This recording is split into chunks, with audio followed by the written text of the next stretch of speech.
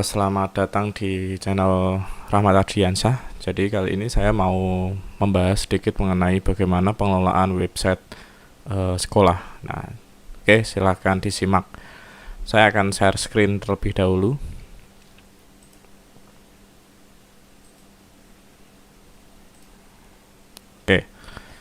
Di sini saya menggunakan PowerPoint untuk menjelaskan pengelolaan website sekolah. Jadi saya ingin berbagi sedikit mengenai website sekolah. Mengenai saya sendiri, saya memiliki background background blogger.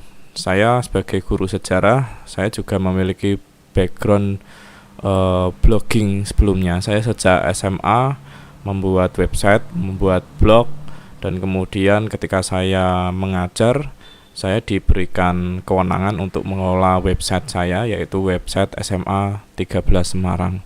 Kalau mau mencoba mengakses, alamatnya ada di sma13smg.sch.id. Nah, ini. Kita akan membahas mengenai website sekolah. Nah, problem dari website sekolah atau masalah dari website sekolah. Nah, yang pertama adalah pentingnya website. Banyak sekolah itu tidak memperhatikan website sekolahnya, sehingga banyak sekolah yang website itu hanya sebuah unsur saja, pelengkap dari sebuah instansi, dan tidak melakukan pengelolaan yang baik terhadap website sekolah. Nah, kenapa sangat penting website sekolah? Dikarenakan website itu adalah sumber informasi masyarakat luar untuk mengetahui bagaimana profil dari sekolah. Maka dari itu, website itu sangat penting kaitannya dengan sekolah. Sama seperti media sosial. Media sosial katakanlah seperti Facebook, Instagram, kemudian YouTube, itu juga sama pentingnya. Maka mau tidak mau di zaman sekarang kita harus mengaktifkan website sekolah apabila menginginkan pengaksesan dari masyarakat mengenai berita-berita itu lebih mudah. Nah, yang kedua adalah kaitannya dengan digitalisasi sekolah. Digitalisasi sekolah itu sangat penting karena di zaman sekarang semua serba digital. Bahkan ada beberapa sekolah yang sudah membuat aplikasi Android untuk sekolahnya sendiri, untuk jadwal, untuk agenda sekolah, kemudian informasi terkait apapun itu juga sudah dimasukkan ke aplikasi. Jadi beberapa sekolah itu sudah lebih maju 1-2 langkah daripada sekolah pada umumnya. Nah, apabila kita belum mengaktifkan web sekolah, maka sesegera mungkin kita aktifkan web sekolah, kita hidupkan untuk selanjutnya kita bisa melangkah lebih jauh, yaitu mengenai digitalisasi sekolah. Nah, kemudian yang ketiga, pentingnya informasi. Nah, di sekolah itu sangat banyak sekali informasi. Informasi mengenai berita, informasi mengenai prestasi, informasi mengenai ide-ide guru, fasilitas, agenda, dan lain sebagainya. Itu sangat banyak sekali. Dan ini kalau terlewatkan, kita tidak arsipkan, maka kenangan itu akan hilang. Maka bagaimana cara mengarsipkan berbagai kegiatan tersebut? Salah satu caranya adalah menggunakan web sekolah. Jadi katakanlah setiap ada agenda sekolah, setiap ada acara didokumentasikan dan kemudian dibuat berita di web sekolah. Nah, maka suatu saat 1, 2, 3 tahun atau bahkan 10 tahun kita bisa melihat bagaimana keadaan sekolah, keadaan berita di masa lampau melalui web kita. Nah, jadi itulah pentingnya informasi. Kita melakukan digitalisasi terhadap arsip kegiatan di masa sekarang agar bisa kita nikmati di masa ke depan. Nah, kemudian yang terakhir, problem di sekolah mengapa webnya itu mati? Karena kepedulian dalam mengelola web. Umumnya web sekolah itu hanya diserahkan ke satu orang. Jadi satu orang ini membuat artikel, membuat coding, kemudian dan lain sebagainya. Nah, kerjaannya terlalu banyak, kerjaan utama, katakanlah seperti guru atau operator atau tata usaha, dan kemudian ditambah dengan pengelolaan web sekolah, maka dengan banyaknya pekerjaan itu kemudian web sekolah menjadi mati dikarenakan kurangnya waktu untuk mengelola web tersebut. Makanya diperlukan suatu cara untuk bisa mengelola web secara optimal. Kemudian bagaimana solusi dari permasalahan yang saya jelaskan tadi? Yang pertama adalah tentunya sesegera mungkin ada sekolah itu menghidupkan web sekolah. Nah, kemudian setelah menghidupkan web sekolah, tentunya menunjuk orang untuk pengelolaan web sekolah. Menunjuk seseorang untuk mengelola web sekolah itu gampang-gampang mudah, karena di satu sekolah itu mungkin ada yang ahli dan ada yang tidak. Belum tentu guru yang belajar di IT itu bisa mengelola secara baik, itu belum tentu. Dan belum tentu pula guru yang katakanlah guru atau tata usaha yang di luar IT itu tidak bisa mengelola web.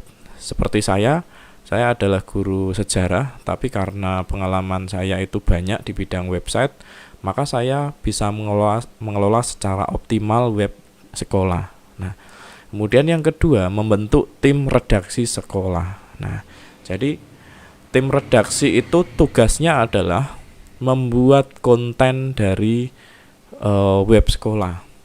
Akan ada banyak sekali konten di sekolahan, dan itu nanti bisa dituangkan melalui tim redaksi ini. Jadi tim redaksi mungkin bisa banyak sekali, guru bisa ditunjuk katakanlah 3 atau sampai 7 orang. Nanti ada yang nulis, ada yang editor, dan lain sebagainya. Dan kemudian nanti dari siswa itu juga ditunjuk juga bisa. Kemudian dari tata usaha juga bisa ditunjuk sebagai tim redaksi web sekolah. Nah, dengan adanya tim redaksi ini, maka kabar yang ada di sekolahan, info-info terbaru yang ada di sekolahan itu akan lebih cepat bisa di-update. Nah, jadi tidak membebankan kepada satu orang saja, melainkan kalau bisa ya harus banyak orang. Nantinya mungkin bisa ditambahi lagi, ada admin media sosial, ada admin YouTube dan lain sebagainya. Nah, itu kalau di tempat saya namanya tim media. Nanti ada beberapa pengelolaan dari tim tersebut, dan masing-masing memiliki spesialisasi sendiri. Nah, kemudian yang ketiga, menyadarkan pentingnya konten. Nah, jadi perlu disadari bahwa tidak semua orang itu sadar akan pentingnya konten. Nah, kalau kita menyadari bahwa ini adalah konten yang penting yang harus kita arsipkan di web, kalau banyak orang menyadari hal tersebut, maka akan sangat mudah bagi seorang operator web sekolah untuk mengelola web sekolah. Jadi kalau ada berita terbaru dikirimkan ke operator dan kemudian diupdate, kira-kira seperti itu. Nah, kalau sudah sampai pada tahap kesadaran pentingnya konten, maka web akan hidup web sekolahnya. Nah, kemudian yang terakhir, menggalakkan semangat membuat konten. Bukan hanya operator web sekolah, tetapi seluruh komponen sekolah, baik itu guru, kepala sekolah, tata usaha, kemudian siswa dan lain sebagainya, itu harus disadarkan semangat untuk membuat konten. Nah, dengan adanya semangat membuat konten ini, maka akan lebih mudah untuk terus mengupdate web sekolah. Nah, kemudian bagaimana cara membuat web sekolah? Nah, apabila ada sekolahan yang belum memiliki web sekolah, nah bagaimana cara membuatnya? Yang pertama, tentukan CMS atau Content Management System yang akan digunakan. Nah, CMS itu adalah tipe webnya. Nah, tipe web sekolah ada beberapa tipe, nanti tinggal dipilih sendiri. Yang pertama yang dari pemerintah adalah Balitbank. Nanti bisa diakses di Google, dicari Balitbank. Kemudian yang kedua WordPress. Nah, di sini di sekolahan saya itu pakainya WordPress. Kenapa WordPress? Karena lebih customize-nya itu lebih mudah, dan kemudian update-nya juga bagus. Dia tiap 1 tahun mungkin beberapa kali update. Kenapa kok update-nya saya anggap penting? Karena setiap update pasti ada celah yang ditutup oleh pihak WordPress. Jadi meminimalisir adanya hacker untuk membobol web kita. Kemudian WordPress ini juga banyak komunitasnya. Jadi kalau kita merasa kesulitan, kita bisa tanya ke komunitas di YouTube, di Telegram, di WhatsApp, dan lain sebagainya. Kemudian Blogger. Blogger yang ketiga ini, atau yang poin ketiga dari CMS ini, Blogger itu untuk sekolah-sekolah yang minim biayanya. Nah, jadi Blogger itu biayanya hanya membayar domainnya saja. Dia tidak memiliki hosting seperti penggunaan Balitbank atau WordPress. Nah, ini sangat cocok untuk sekolah-sekolah yang baru berdiri, terutama sekolah swasta yang dengan pendapatan yang kira-kira minim. Nah, kemudian dan lain sebagainya. Nanti bisa di searching sendiri. Setelah itu barulah membuat website. Membuat website bisa dilakukan sendiri atau meminta jasa. Kalau meminta jasa otomatis mengeluarkan uang lebih. Nah, usahakan untuk membuat sendiri sehingga kita bisa paham bagaimana alur dari pembuatan website sendiri. Kemudian yang ketiga adalah pengisian konten. Nah, konten itu dapat berupa artikel, dapat berupa gambar, dan dapat berupa video. Nah, kalau mau lihat di web saya, yaitu di sma13smg.sch.id, di situ sudah lengkap. Ada artikel, ada yang tentang gambar berupa galeri, dan kemudian ada yang berupa video. Jadi saya mengambil video di YouTube, saya linkkan ke web sekolahan. Nah, kira-kira seperti itu.